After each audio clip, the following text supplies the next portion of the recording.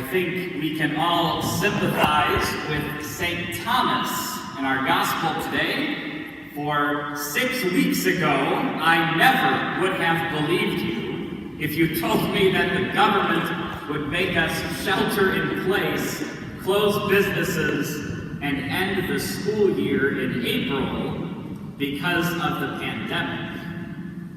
It took seeing it happen to believe it. And as painful as these realities can be to accept, there is one reality that gives nothing but hope when all we feel is fear. One reality that brings joy even when we feel sad and depressed.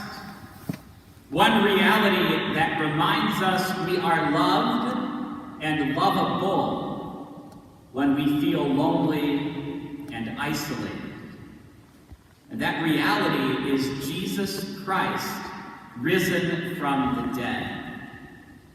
You see, Jesus will never offer us anything that brings sadness, depression, despair, isolation, or even confusion. Jesus is the way, the truth, and the life. Now look at St. Thomas. He struggled in his faith, and Christ came to him with uncertain clarity that he is risen. St. Thomas touched the wounds himself and believed.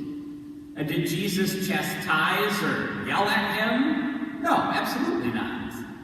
Jesus always brings clarity, joy, happiness, life, community, and truth.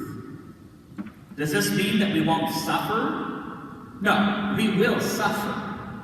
But look at the martyrs of the church, the brave men and women who died for the way, the truth, and the life. There is not one account of a martyr going to their death in sadness and despair. Every single martyr accepted their death with joy.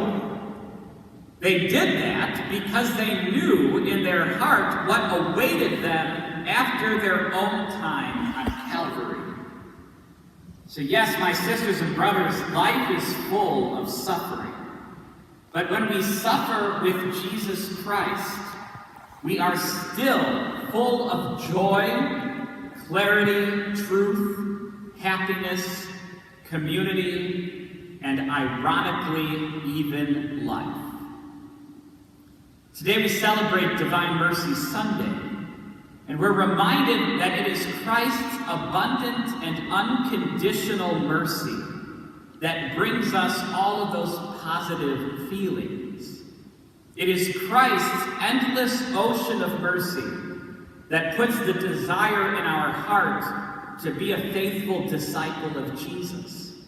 It's Christ's divine mercy that makes us think of eternal things instead of the temporary things of earth.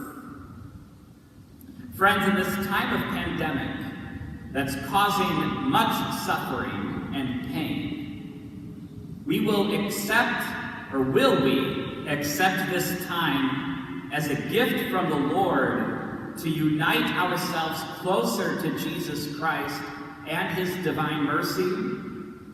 Or will we let the devil play his games in our minds and make us think that we're being punished or unloved, isolated, and crippled by depression?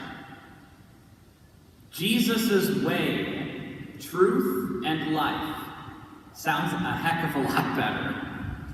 And so join me and the angels and saints on that journey through Jesus' divine mercy.